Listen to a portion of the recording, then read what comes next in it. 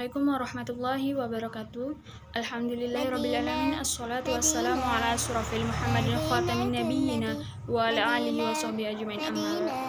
Yang pertama-tama marilah kita panjatkan puja-puji syukur kita atas kehadirat Allah Subhanahu wa taala yang mana telah memberikan kita nikmat sehat dan nikmat sempat sehingga kita dapat berjumpa lagi pada hari ini. Salawat berpangkaikan salam tetap tercurahkan kepada baginda besar kita yaitu Nabi Muhammad SAW. Baiklah, saya di sini akan mempresentasikan tafsiran ayat penyuluhan. Yang pertama adalah Quran surah Az-Zariyat ayat 56. Allah Subhanahu wa taala berfirman, A'udzu billahi minasyaitonir rajim. Bismillahirrahmanirrahim. Wa ma khalaqtul jinna wal insa illa liya'budun. Yang mana artinya, aku tidak menciptakan jin dan manusia melainkan agar mereka beribadah kepadaku. Quran surah Az-Zariyat ayat 56. Nah, di sini kata ibadah menurut bahasa yaitu berasal dari bahasa Arab yaitu ta'at. Taat yaitu patuh, tunduk dengan setunduk-tunduknya. Artinya mengikuti semua perintah dan menjauhi seluruh larangan yang dikehendaki oleh Allah Subhanahu wa taala. Karena makna asli ibadah itu menghamba. Dapat pula diartikan sebagai bentuk perbuatan yang menggambarkan diri sepenuhnya kepada Allah Subhanahu wa taala. Nah, di sini bentuk-bentuk ibadah yang dapat kita lakukan yaitu ada 3 macam ya.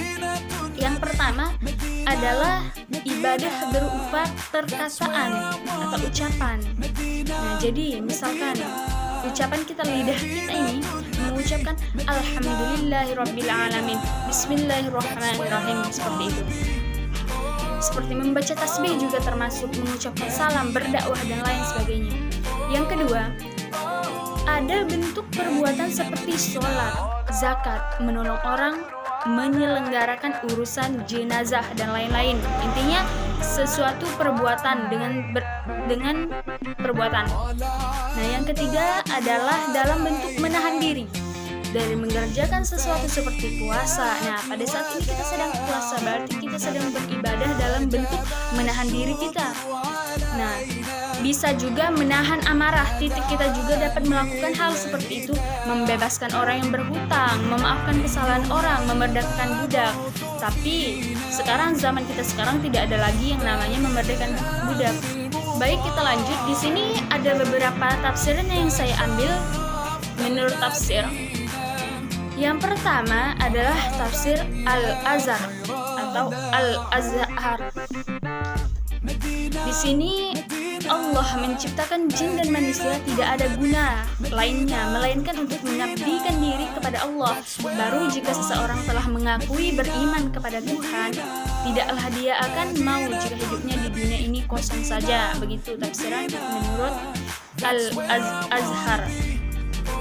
Yang kedua adalah tafsiran Al-Misbah. Di sini ayat yang saya bacakan tadi, aku tidak menciptakan jin dan manusia untuk satu manfaat. Jadi mereka itu diciptakan agar tujuan untuk kesudahan aktivitas mereka adalah beribadah kepada setia kepada Allah ya, maksudnya di sini. Nah, di sini menggunakan kata persona pertama yaitu aku. Ini bukan saja bertujuan menekankan pesan yang dikandungnya, tetapi juga untuk mengisyaratkan bahwa setiap perbuatan melibatkan Allah Subhanahu wa taala. Seperti itu. Yang ketiga adalah tafsiran Al-Maraghi. Penafsiran dari ayat ini mengenai penciptaan jin dan manusia hanya untuk beribadah, seperti ditunjukkan oleh apa yang dinyatakan dalam hadis qudsi, yang mana artinya, aku adalah simpanan yang tersembunyi. Lalu aku menghendaki supaya dikenal, maka aku pun menciptakan makhluk, maka oleh karena akulah mereka mengenal aku. Mungkin itu saja yang dapat saya tafsirkan dari Quran surah Az-Zariyat ayat 56. Yang selanjutnya akan saya tafsirkan surah Al-Qasas ayat 77. Allah Subhanahu wa taala berfirman, A'udzu billahi minasyaitonir rajim. Bismillahirrahmanirrahim. Wabtaghi fima atakallahu ad-daral akhirata wal tansa nasibaka minad dunya wa ahsin kama ahsanallahu ilaika wala tanghi fasada fil ard innallaha la yuhibbul mufsidin. Di sini ada beberapa macam tafsiran Quran surah Al-Qasas ayat 77. Di antaranya yang pertama, tafsiran Al-Marawi. Kaum Qarun mengemukakan beberapa nasihat. Al-akhirata darallahu nakafima wabtagi. Pergunakanlah harta dan nikmat yang banyak yang diberikan Allah kepadamu. Ini untuk mentaati Tuhanmu, mendekatkan diri kepadanya dengan berbagai macam cara pendekatan yang mengantarkanmu kepada perolehan pahalanya di dunia dan akhirat. Nah, di sini ditegaskan dalam hadis, pergunakanlah 5 perkara sebelum 5 perkara, yaitu masa mudamu sebelum masa tuamu, kesehatanmu sebelum sakitmu, kekayaanmu sebelum kemiskinanmu, kesengganganmu sebelum sibukmu, dan yang terakhir adalah hidupmu sebelum matimu. Nah, yang selanjutnya adalah ad-dunya mina nasibaka katan sawala. Janganlah kamu meninggalkan bagianmu dari kesenangan dunia, dari perkara makan, minum, dan pakaian, karena Tuhanmu mempunyai hak terhadapmu, dirimu mempunyai hak terhadapmu, demikian pula keluargamu mempunyai hak terhadapmu. Yang selanjutnya adalah ilaika lillaha kasnakama wa ahsin. Berbuat baiklah kepada makhluk Allah sebagaimana Dia telah berbuat baik kepadamu dengan nikmatnya yang Dia limpahkan kepadamu. Karena itu, tolonglah makhluknya dengan harta kemuliaanmu, muka manismu, menemuimu mereka secara baik-baik dan memuji mereka tanpa sepengetahuan mereka.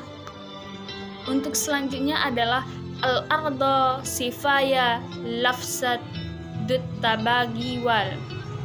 Dan janganlah kamu tumpukan segenap kehendakmu untuk berbuat kerusakan di muka bumi dan berbuat buruk kepada makhluk Allah Subhanahu wa taala. Nasihat-nasihat ini dikemukakan dengan alasan karena sesungguhnya Allah tidak akan memuliakan orang yang suka mengadakan kerusakan, malah menghinakan dan menjauhkan mereka dari dekat kepadanya dan tidak memperoleh kecintaan saat serta kasih sayangnya. Yang kedua adalah tafsiran Al-Azhar. Harta benda itu adalah anugerah dari Allah Subhanahu wa taala. Dengan adanya harta itu, janganlah engkau sampai lupa bahwa sesudah hidup ini engkau akan mati. Nah, berbagai tafsir dibuat oleh para ahli. Ada yang mengatakan bahwa nasib di dunia itu ialah semata-mata menyediakan kain kafan. Karena itulah hanya barang dunia yang akan engkau bawa ke kubur. Tetapi Ibnu Arabi memberikan tafsir yang lebih sesuai dengan roh Islam. Ini ya tafsirannya. Kata Ibnu Arabi, jangan lupa bahagiamu di dunia, yaitu harta yang halal, dan berbuat baiklah sebagaimana Allah telah berbuat baik kepada engkau. Baik, untuk selanjutnya adalah tafsiran Quran surah Al-Hasyr ayat 18. Allah Subhanahu wa taala berfirman, A'udzu billahi minasyaitonir rajim. Bismillahirrahmanirrahim. Ya ayyuhalladzina amanu taqullaha wal tanzur nafsum ma qaddamtu lighad wattaqullaha innallaha khabirum bima ta'malun. Ya ayyuhalladzina amanu taqullaha wal tanzur nafsum ma qaddamtu lighad wattaqullaha innallaha khabirum bima ta'malun. Yang artinya, wahai orang-orang yang beriman, bertakwalah kepada Allah dan hendaklah setiap orang memperhatikan apa yang telah diperbuatnya untuk hari esok, maksudnya di sini akhirat, dan bertakwalah kepada Allah. Sungguh Allah Maha mengetahui terhadap apa yang kamu kerjakan. Nah, di sini Al-Quran surah Al-Hasyr ayat 18 berisikan penjelasan tentang perintah takwa yang ditunjukkan kepada orang-orang beriman, serta perintah untuk mengintrospeksi diri dengan memperhatikan amalan-amalan yang telah dikerjakan untuk kebaikan di masa yang akan datang. Perintah takwa disebut sebanyak 2 kali di dalam ayat ini, untuk menegaskan bahwa seharusnya seorang muslim untuk bertakwa dengan sebenar-benarnya takwa dengan berlandaskan amal ma'ruf nahi munkar, karena Allah selalu mengawasi segala perbuatan manusia di dunia. Maka dari itu seorang muslim hendaknya selalu menjalankan ibadah kepada Allah dengan ihsan dan ikhlas. Baiklah, mungkin itu saja yang dapat saya sampaikan atau saya presentasikan pada hari ini. Lebih dan kurang saya mohon maaf kepada Allah Subhanahu wa taala. Saya mohon ampun. Semoga ilmu yang kita dapat hari ini berkah lagi bermanfaat. Saya tutup dengan melafazkan hamdalah alhamdulillahirabbil alamin. Wassalamualaikum warahmatullahi wabarakatuh.